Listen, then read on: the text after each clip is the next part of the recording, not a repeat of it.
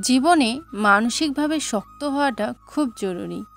আপনার ভিতরটা যতই নরম হোক না কেন, বাইরে বোঝাতে হবে আপনি একজন শক্ত মানুষ। শক্ত হতে না পারলে আপনাকে প্রতিনিয়ত ঠকতে হবে। নিজের ভিতরের আত্মসম্মানবোধ, ইগো কিংবা মূল্যবোধ থাকা উচিত। খেয়াল করে দেখবেন, যারা ঠকে যায় তারা বরাবরই নরম মনের মানুষ। শক্ত মনের কাউকে মানুষ কখনো ঠকাতে পারে না। সব কিছুর রিভেঞ্জ অফ নেচার, অর্থাৎ প্রকৃতির প্রতিশোধের উপর ছেড়ে দিতে নেই।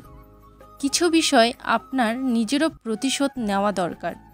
যে আপনাকে যতটুকু অবহেলা করে, কষ্ট দেয়, তাকেও সেই পরিমাণ কষ্ট কিংবা অবহেলা ফিরিয়ে দাও।